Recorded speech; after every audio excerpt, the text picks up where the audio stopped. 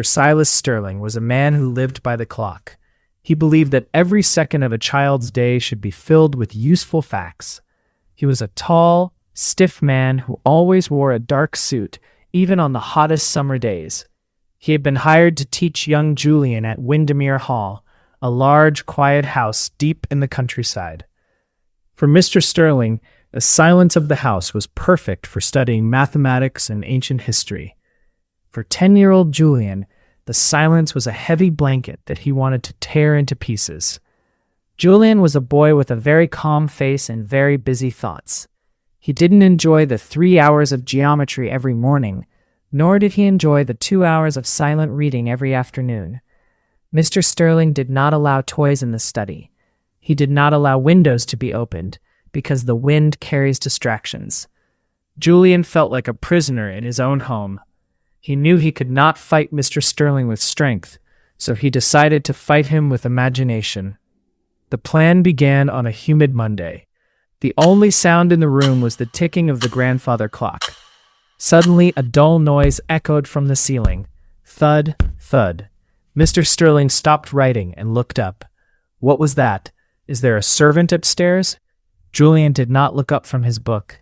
He waited a few seconds, let out a long, dramatic sigh, and whispered, "I was hoping he would stay asleep today." Mr. Sterling put his pen down. "Who?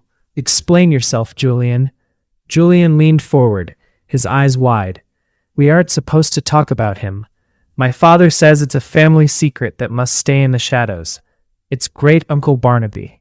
"Great-Uncle Barnaby?" Mr. Sterling frowned. "I was told only you and your mother lived here." "That is what the world believes," Julian said softly.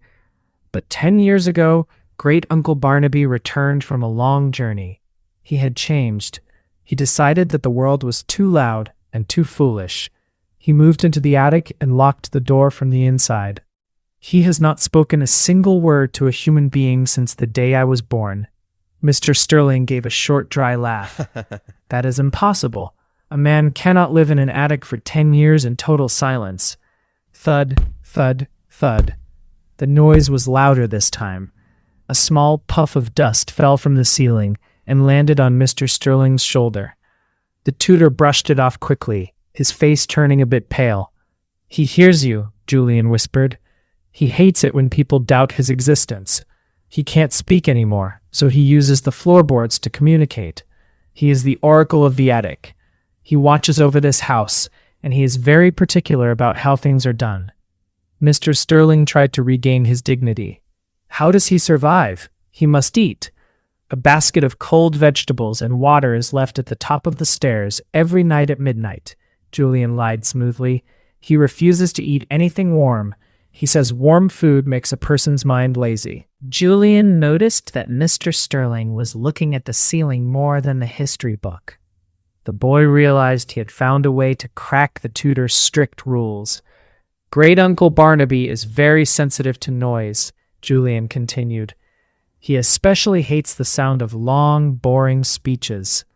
He says that if a person speaks for more than 10 minutes without saying something funny, the air in the house becomes heavy and dangerous." Mr. Sterling scoffed. "That is the most ridiculous thing I have ever heard. Now return to your study of the Roman Empire." Crash! Something heavy, it sounded like a lead weight, hit the floor directly above Mr. Sterling's head. The tutor jumped nearly a foot out of his chair. "One thud means be quiet," Julian explained, his voice trembling with fake fear. "Two thuds mean I agree. But a crash means he is losing his patience. He thinks the Roman Empire is a very dull subject for a Monday morning." For the rest of the day, Mr. Sterling was strangely quiet. He ended the lesson 30 minutes early and spent his evening walking through the hallways, staring at the ceiling. He was looking for the door to the attic, but Julian had already told him it was hidden behind a heavy tapestry and enchanted with bad luck for anyone who tried to open it. The next morning, the oracle was even more active. While Julian was struggling with a difficult math problem, 2 soft thuds sounded from above. "Oh, he is in a good mood today," Julian remarked. two thuds mean yes. I think he wants us to have our lessons on the porch. He believes the house needs to be empty so he can walk around the attic in peace. Mr. Sterling didn't want to move his heavy books, but he was also tired of the dust falling on his head. Fine, he grumbled. We shall sit outside, but only for an hour. In the garden, Julian felt like a king. He spent most of the hour watching a squirrel and eating an apple, while Mr. Sterling nervously watched the attic windows. The tutor was becoming jumpy. Every time a bird landed on the roof, he flinched.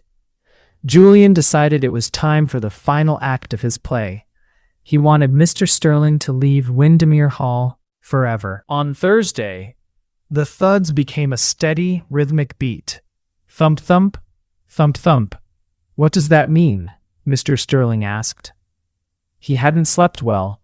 He had spent the night listening to the wind and imagining he heard the footsteps of a silent old man.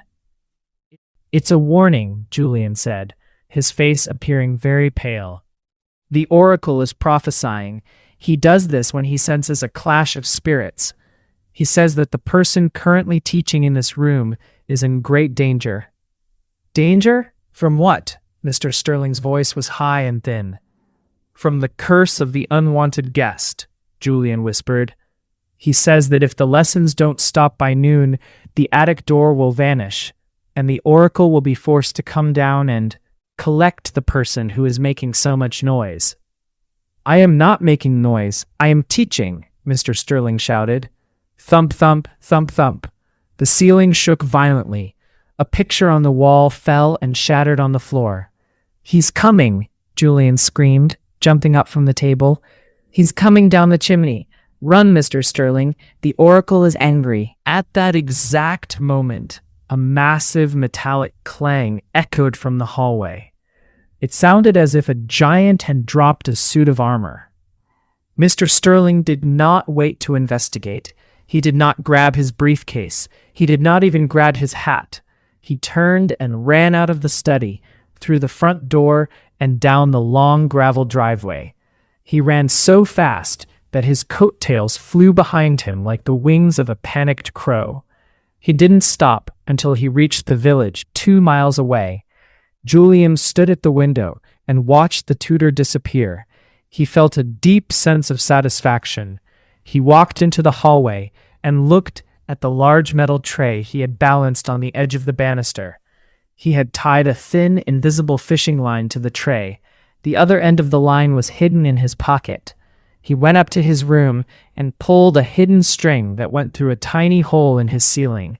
In the attic, a heavy wooden boot was tied to the other end of the string. Every time Julian pulled the string, the boot hit the floor. Thank you, Great Uncle Barnaby, Julian whispered to the empty air. He felt very clever. He had used the tutor's own nerves against him. He had created a ghost out of a boot and some string, and he had won his freedom. He went down to the kitchen and asked the cook for a large plate of chocolate biscuits. Mr. Sterling has decided to take a very long vacation, Julian explained with a bright smile. He sat at the table, enjoying the beautiful natural silence of the house. There would be no more geometry. There would be no more ancient history. But as he bit into a second biscuit, a sound came from above the kitchen. Thud. Julian stopped chewing. His string was in the study. His hands were on the table. Thud. Thud. A slow, heavy walking sound moved across the kitchen ceiling. It didn't sound like a wooden boot. It sounded like a pair of heavy, tired feet. Julian's face turned white. He looked at the ceiling, his heart beating fast. He remembered how he had told the story of the man who lived in the dark and hated the sound of voices. He wondered if his imagination had been too powerful. He wondered if he had accidentally invited something into the house that didn't want to leave. The back door opened, and his mother walked in carrying a basket of flowers. Julian, dear, why are you sitting in the dark? And where is Mr. Sterling? I saw him running toward the village, as if he were being chased by a lion. He had an emergency, Mother, Julian said, his voice shaking. Mother, did my father ever have an Uncle Barnaby? His mother laughed. Uncle Barnaby? Goodness, no. But your father's grandfather used to keep his old collection of heavy machinery in the attic. Sometimes the old floorboards shift when the house gets too hot. It makes a terrible thumping noise. Why do you ask? Julian looked back at the ceiling. The thumping had stopped. He felt a wave of relief, but he also felt a new kind of respect for the shadows in the house. He realized that a story can be a very dangerous thing if you start to believe it yourself. From that day on, Julian was much more careful with his speciality for inventing tales. He still didn't like mathematics, but he found that he preferred a boring tutor to a mysterious oracle. He learned that the greatest trick of the mind is when it begins to scare its own creator. And as for Mr. Sterling, he never returned to Windermere Hall. He sent a letter a week later, explaining that he had decided to become a librarian, a job where, he noted, everyone was required to be absolutely silent.